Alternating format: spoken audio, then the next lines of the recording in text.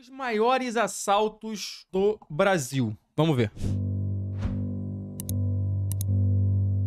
Eu lembro desse... Isso aqui foi aonde, mano? Isso aqui eu tava em live, porra. Nesse dia que eu tava em live. Tava em live nesse dia aqui. Foi Criciúma, né? Criciúma.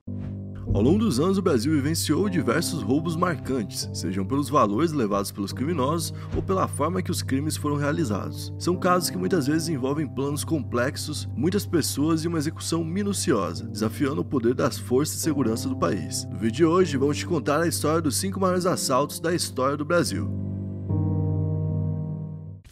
E aí pessoal, beleza? Meu nome é Bruno Fabio, esse daqui é o Planeta Novo e se você não é inscrito no canal, vai se inscrever agora e deixar o seu like para ajudar a gente. No vídeo de hoje, a gente vai trazer a história dos 5 maiores assaltos da história do Brasil. Hoje eu tô aqui com o Diego Black por trás das câmeras, que vai me dar a meta de likes. Meta de like hoje eu quero 8.700. 8.700 likes e na quinta posição, a gente vai começar falando sobre o assalto à Prosegur que aconteceu em Ribeirão Preto no ano de 2016. O assalto à Prosegur que aconteceu na madrugada de 5 de julho de 2016 ficou conhecido como o maior da história de Ribeirão Preto e resultou no fim da vida de 2 pessoas, incluindo um policial militar rodoviário. Durante a ação, os criminosos roubaram aproximadamente 51 milhões de reais. Os bandidos se dirigiram à sede da Prosegur, localizada na Avenida Saudade, no Campo Elíseos. Em comboio, eles ocuparam esquinas utilizando armas como pistolas, fuzis 565 e 782, metralhadoras .50, além de fuzis da K-47, disparando tiros para o alto para botar medo na população e intimidar as forças policiais. Então o ataque foi feito dentro de um padrão que é conhecido como Novo Cangaço, né? Onde uma cidade menos preparada para um evento como esse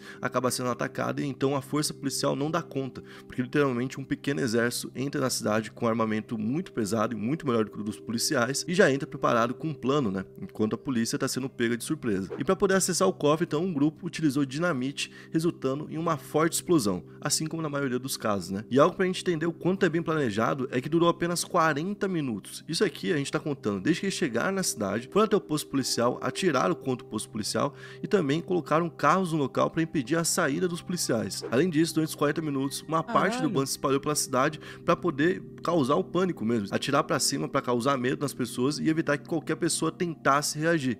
Enquanto outra parte do bando foi até o banco, conseguiu explodir o cofre, pegar todo o dinheiro que tinha dentro, que eram mais de 50 milhões de reais, e fugir. 50 então, tudo milhões? isso em 40 minutos. Então, em outubro de 2018, 2 anos depois, 8 homens foram condenados pela justiça por seu envolvimento em um assalto a uma empresa de transporte de valores na Ciudad del Este, que é a capital do Paraguai. Esse assalto aconteceu em abril de 2017, então um ano depois do assalto de Ribeirão Preto e um ano antes, né, dessa condenação. Quando eles foram condenados, então, por conta desse outro assalto, eles foram apontados como principais suspeitos de terem participado desse assalto à Prosegur em Ribeirão Preto. Então aqui esse foi Porra, meu condenado. irmão, mas caralho. Meteu 50 milhões no bolso? Pra que tu vai assaltar de novo, velho? Vai curtir a vida, pô. Divide entre as rapaziada ali, dá 1 milhão pra cada um, 2 milhões pra cada um, vai curtir a vida, porra.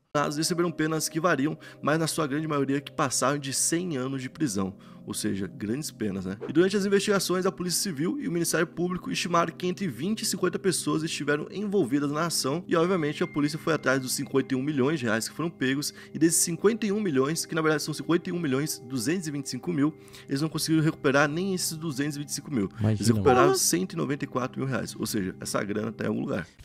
Na quarta posição, a gente vai falar do roubo de ouro que aconteceu no aeroporto de Guarulhos, no ano de 2019. Em 25 de setembro de 2019, 8 criminosos entraram no terminal de carga no Aeroporto Internacional de São Paulo, localizado em Guarulhos. Eles estavam utilizando veículos falsificados que usavam identificação da Polícia Federal. Essa quadrilha roubou uma carga de ouro que pesava 718 quilos e estava guardada em um carro forte. O valor estimado desse ouro era de 29,2 milhões de dólares, o que na conversão da época dava 110 milhões de reais. Então, às 8 horas da manhã, 3 veículos da empresa Brinks chegaram lá no aeroporto, transportando a carga de ouro, né? E às 2 horas da tarde, 2 carros clonados da Polícia Federal apareceram no terminal de cargas do aeroporto de Cumbica com 8 homens vestidos com uniformes da PF. Vai lembrar, os carros eram clonados, então a segurança bateu ali, viu? Tá tudo certo, pode entrar. E obviamente a segurança não vai decorar a cara de cada policial, meu irmão, muito olha menos isso, tentar eu não sabia questionar a disso, Polícia não. Federal num momento desse. Isso é verdade. Né? Então esses homens que chegaram ali vestidos de PF, a grande maioria foi junto de um homem, que era o encarregado de despacho, para poder efetuar o roubo. Então esse cara aqui, o encarregado de despacho, acho que foi quem possibilitou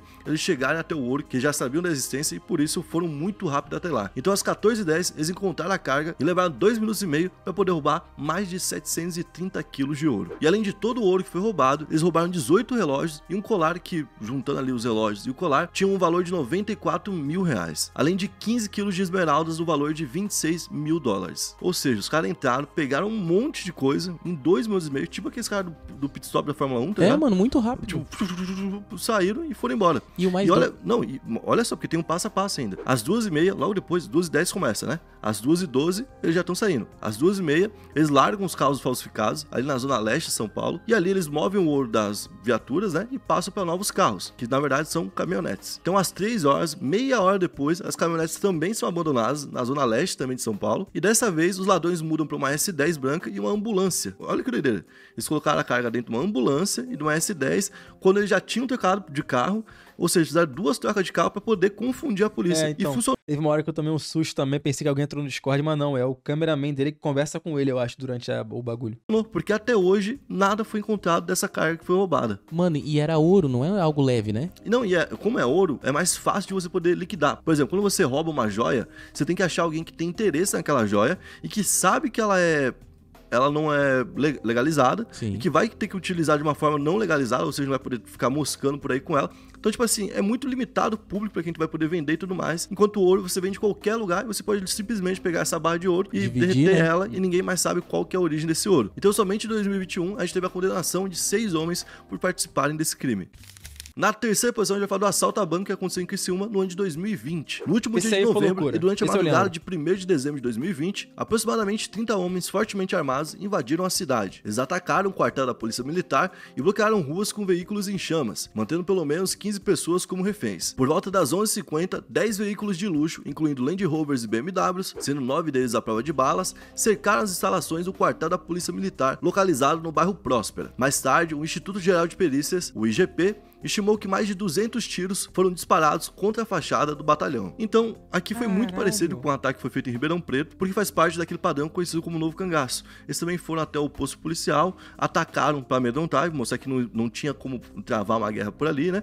E também trancaram o local, queimando um veículo em frente. E aí, eles partiram para o plano central, que era o Banco do Brasil, que estava localizado no centro da cidade. E durante o processo, eles também tacaram o terror pela cidade e, inclusive, mantiveram 5 pessoas como reféns, que felizmente não foram feridas, né? Porque em outros casos, a gente teve pessoas que infelizmente perderam a vida. Eu não lembro se foi nesse caso ou em outro que foi desse grupo, né, o Novo Cangaço, que eles botavam pessoas em cima das caminhonetes. Sim. Foi, né? E ainda tinha imagem, mano, imagina o desespero. Então, foi em um outro que fez essa mesma coisa que acabou tendo uma pessoa que perdeu a vida. Ah, verdade. E esse assalto aqui, diferente do anterior, né? Ele não foi tão rápido. Na verdade, ele levou 2 horas. Então, tipo assim, Nossa. Deu tempo de todo mundo saber, inclusive a polícia de fora foi chamada. Nesse aí de Criciúma, eu lembro que ficava rodando vídeo no Twitter de morador do prédio, filmando os caras passando de fuzil na rua, assim, mano. Rua vazia, deserto, os caras passando de fuzil na rua. Se viesse algum carro, algum pedestre, alguma moto e tal, eles paravam, abordavam e mandavam descer e falavam, meia volta, vai embora, deixa o carro, tá ligado? Foi bizarro, moleque. Bizarro. Né? Quando eles roubaram o banco e foram embora, eles não saíram correndo. Na verdade, eles saíram lentamente ali com os piscas ligados, falando, a gente tá aqui meio que comemorando o que tinha conseguido, né? Porque tinham roubado 125 milhões de reais. Inclusive, eles saíram jogando dinheiro pro alto naquele momento, né? E entre as armas que foram encontradas deles depois, né? A gente tinha ali diversos fuzis, incluindo o calibre 5.56 e 7.62. Assim como o metralhadora .50, que tem munição antiaérea, terrestre e naval, que é capaz de perfurar qualquer tipo de blindagem. Ou seja, eles estavam preparados para travar uma guerra caso qualquer tipo de polícia se aproximasse, incluindo um helicóptero. E então, tipo, quer dizer que eles realmente estavam dispostos a tudo, né? Tudo. Bom, e quando eles fugiram, eles também abandonaram esses carros, que eram carros de luxo. Só em carros ali na época eles estimaram que tinha mais de R$1 milhão, né? Que foi abandonado. Porra, e eram 10 carros, todos mais, pintados de preto de forma amadora. Não tinha muita questão, né? Era só pra camuflar mesmo. E que foram localizados dentro de um milharal, no bairro Picadão, em Nova Veneza, que é uma cidade que fica muito próxima ali de Criciúma, né? Então, dentro de um dos carros, eles encontraram um comprovante de abastecimento em um posto de combustíveis lá em Campinas, muito longe dali. E através desse comprovante, eles encontraram um casal que foram os primeiros a ser presos e condenados por conta desse caso. E até agora, 18 pessoas já foram acusadas, sendo que 10 delas permanecem sob prisão preventiva. Na segunda posição, a gente vai falar do assalto ao Banco Central em Fortaleza, que aconteceu em 2005. Ladrões realizaram um assalto no Banco Central do Brasil em Fortaleza, Ceará, durante o fim de semana dos dias 6 e 7 de agosto de 2005. A descoberta do crime aconteceu no início do expediente da segunda-feira, no dia 8 de agosto. Este foi o segundo maior assalto a banco na história do Brasil. A escavação do túnel que permitiu a invasão durou cerca de 3 meses. De acordo com a PF, estimado no peso das notas que foram roubadas, os criminosos levaram 164 milhões de reais. Para termos uma ideia da quantia, se todas as notas fossem empilhadas, alcançaria uma altura de quase 33 metros. E esse é um roubo que é muito conhecido por conta do filme, né? Assalto ao Banco Central, que esse talvez seja o filme de assalto do Brasil mais famoso. É verdade. Por enquanto, pelo menos é, né? Isso é. E basicamente, os caras fizeram todo um plano que durou 3 meses, ou seja, 90 dias ali, com muita gente trabalhando.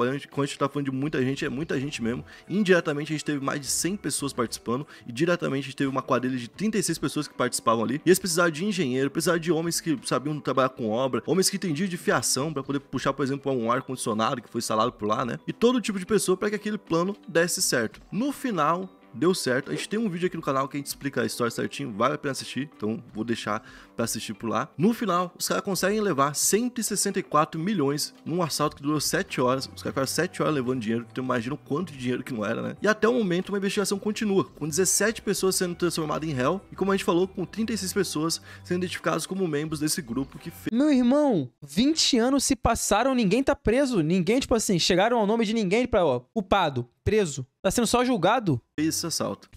E na primeira posição a gente vai falar do assalto ao Banco Itaú, que aconteceu na Avenida Paulista em 2011. No dia 27 de agosto de 2011, por volta das 23h50, uma quadrilha invadiu o Banco Itaú, na Avenida Paulista. Eles quebraram as portas de vidro e desativaram os alarmes, rendendo os seguranças da agência. O assalto levou aproximadamente 10 horas, durante as quais os criminosos conseguiram abrir e saquear 170 cofres. No entanto, o caso só veio a público 8 dias depois, e na época o Banco Itaú se recusou a comentar o assunto. De acordo com investigações, os assaltantes tinham um amplo conhecimento das instalações do banco e se prepararam para a destruição dos cofres, contando com a colaboração do vigia noturno que desativou o sistema de segurança. O Poder Judiciário classificou o roubo ao Itaú como o mais ousado assalto a banco na história do Brasil. Na sentença de condenação dos réus, o juiz Rafael Henrique, da 4ª Vara Criminal, escreveu que foi o maior crime contra instituições financeiras do país. Então a gente está falando de um roubo que atingiu uma área de cofres dentro do Itaú, na Avenida Paulista, que é onde tem muita gente ao redor ali, com bastante grana, né? Imagina. E muita empresa também muito grande por ali. E a gente tinha ali vários cofres, né? E 161 foram violados. Dos 161, 142 continham joias, metais preciosos, canetas e relógios de ouro, além de dólares, euros, documentos e coisas que eram extremamente valiosas. Segundo a estimativa que o juiz fez da condenação, né? Os ladrões levaram de 250 milhões de reais a 500 milhões de reais. E existia um detalhe também que deixou esse golpe ainda mais elaborado. Por quê? Porque as vítimas que foram roubadas, muitas delas não puderam fazer queixa, porque elas não tinham um registro daquela joia, porque não tinham um registro do dinheiro que tinha guardado ali,